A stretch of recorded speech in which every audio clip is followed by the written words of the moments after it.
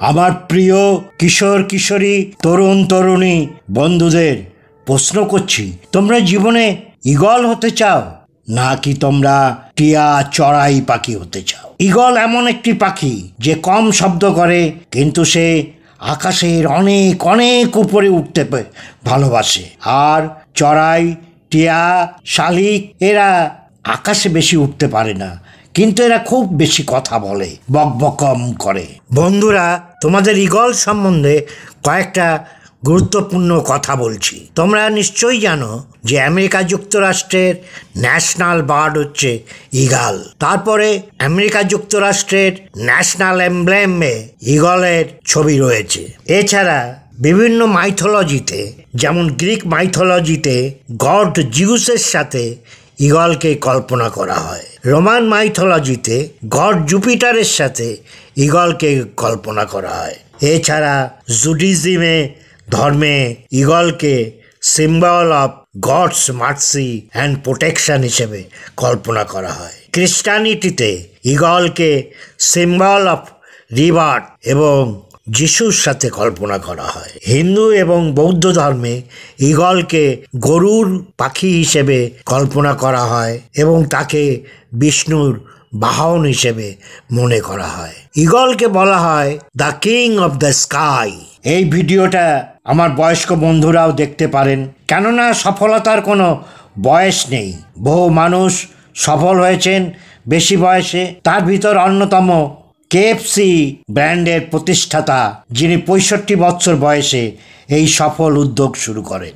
Age is not barrier to learning, starting new venture or making valuable contribution to society. It is never too late to pursue your goals. ভিডিওর শেষে এমন একটি ঈগলের গুণের কথা বলবো যা বয়স্ক মানুষদের অনুপ্রাণিত করতে পারবে। আমরা ঈগলের 5টা গুণের কথা এখানে বলবো, যা আমাদের সাফল্যের পথকে সুগম করবে, সহজ করবে। আমি আশা করব তোমরা ঈগলের মেন্টালিটি থেকে ঈগলের যে গুণ সেগুলো রপ্ত করে সাফল্যের উচ্চ শিখরে উঠবে। আমি তোমাদের সুজয় বলছি। আমার ইউটিউব চ্যানেলের নাম সুজয় দে। আমি একজন রিটায়ার্ড ব্যাংক এক্সিকিউটিভ। জীবনের সেরা অভিজ্ঞতা তোমাদের সাথে শেয়ার করছি। তোমাদের আমার ভিডিও ভালো লাগলে লাইক করো, বন্ধুদের শেয়ার করো, আর তোমাদের মতামত কমেন্টে জানাও কেমন ভিডিও তোমরা পেতে চাও। আর যারা এখনও সাবস্ক্রাইব করেননি তারা সাবস্ক্রিপশন বাটনটা ক্লিক করে দিন এবং অল নোটিফিকেশান বেলটা বাজিয়ে দিন, যাতে আমার ভিডিওগুলো আপনারা সময় মতো পেতে পারেন। আর যারা সাবস্ক্রাইব করেছেন, আমার সাথে পথ চলছেন, তাদের অসংখ্য ধন্যবাদ। আবার আমরা ফিরে আসছি ঈগলের মেন্টালিটিতে। ঈগলের 5টা গুণের প্রথম গুণ, ঈগল ফ্লাইজ অ্যালন। তোমরা দেখেছো বনে ছোটোখাটো গাছ, গুল্ম, তারা গায়ে গায়ে তারা একে অপরের সাথে জড়িয়ে থাকে। আর বনস্পতি, বড় শাল, সেগুন গাছে আকাশকে ছুতে চায়, সূর্যকে ছুতে চায়, সে একা একই থাকে। ঠিক সেরকম ঈগল একা আকাশের অনেক উপরে উপরে উঠতে ভালোবাসে, এটাই তার পেশা। চড়াই, টিয়া, ছোট পাখিদের সাথে ঈগল উঠতে ভালোবাসে না, ঈগল ওরে ঈগলের সাথেই। এর অর্থ হচ্ছে বাস্তব জীবনে তোমার চারপাশে যদি ন্যারো মাইন্ডেড মানুষরা থাকে, তুমিও ন্যারো মাইন্ডেড হয়ে পড়বে। বড় স্বপ্ন দেখতে শেখো, সেই সব মানুষদের সাথে মেশো যারা বড় স্বপ্ন দেখে। তুমি কাদের সাথে মিশছো, কারা তোমার চারপাশে আছে, তারাই তোমার গোলকে ডিটারমাইন করবে। তোমার সঙ্গ বা বন্ধু নির্বাচন ঠিক করবে তুমি ভবিষ্যতে কেমন মানুষ হবে। ভীতু, ফাঁকিবাজ, দুর্নীতিবাজ, অসৎ মানুষরা তোমার সঙ্গী হলে তুমি দুর্যোধন হবে, তুমি অর্জুন হতে পারবে না।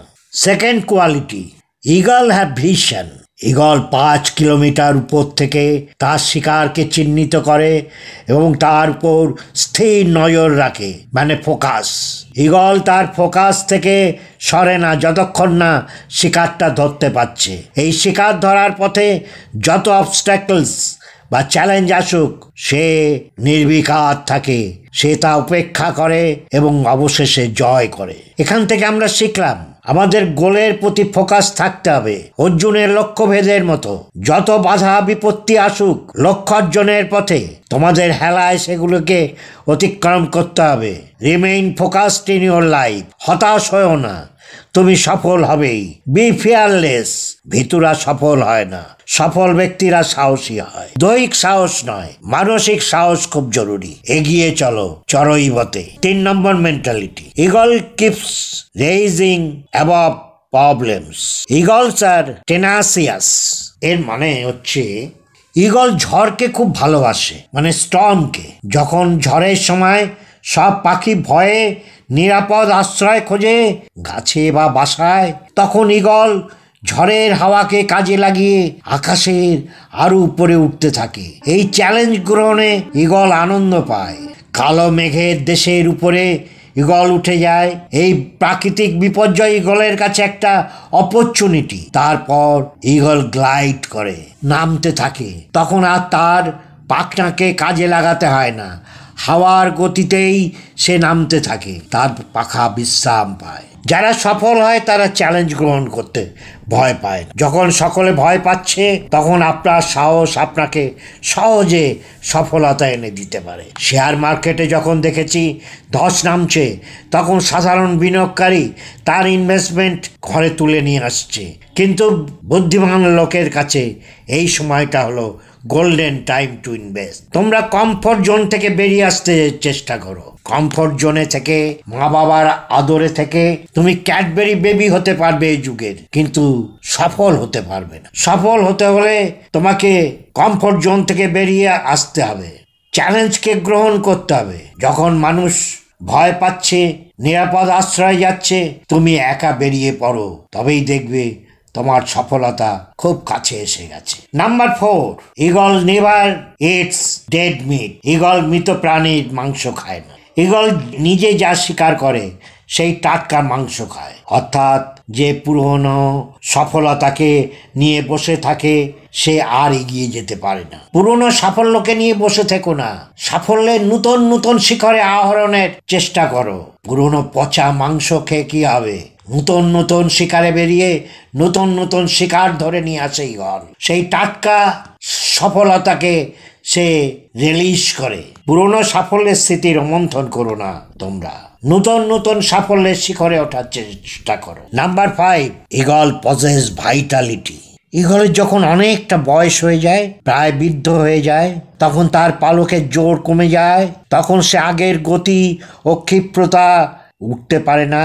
এই সময় সে স্বেচ্ছা নির্বাসনে চলে যায়। কোন এক দূর উঁচু পাহাড়ে সে আশ্রয় নেয়। সেখানে সে তার পুরনো পালকগুলি ঠোঁট দিয়ে তুলতে থাকে। তারপর তার ঠোঁট পাথরে আঘাত করে ভেঙে ফেলে এবং তার নখগুলিও ভেঙে ফেলে। সে এক কঠিন কষ্টদায়ক সময়। বৃদ্ধ ইগলের জন্যে এ এক রক্তাক্ত পথ।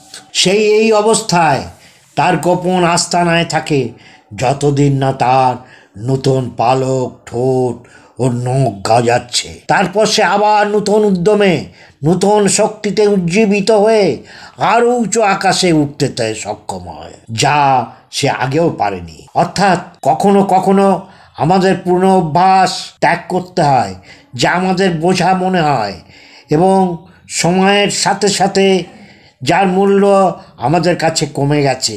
এই পরিবর্তনের জন্যে আমাদের নিজেদের কিছুদিন একাকী জীবন অতিবাহিত করা দরকার, আমরা যাতে নিজেকে আবার সঠিকভাবে গড়ে তুলতে পারি। বয়স্ক মানুষদের বলছি, আমাদের জীবনে বার্ধক্য আসে, তার মানে এই নয় যে সব শেষ হয়ে গেছে।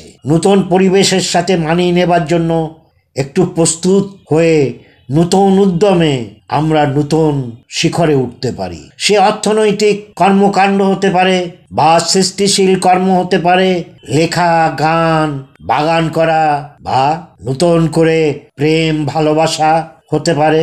বয়স শুধুই একটা সংখ্যা। আশা করি এই ভিডিওটা আপনাদের ভালো লাগলো। আবার ফিরে আসবো নতুন একটা ভিডিও নিয়ে। আপনারা সকলে ভালো থাকুন, সুস্থ থাকুন, আনন্দে থাকুন। আনন্দ আর ভালোবাসাই হচ্ছে প্রকৃত ভগবান বা আল্লাহ। আর যা কিছু পাপ পুণ্য, কর্মফল, ভাগ্য, স্বর্গ নরক, জাহান্নাম জান্নাত, কেয়ামত সব বোগাস। বুজরুকি গরিব মানুষকে শোষণ করবার সহজ পথ।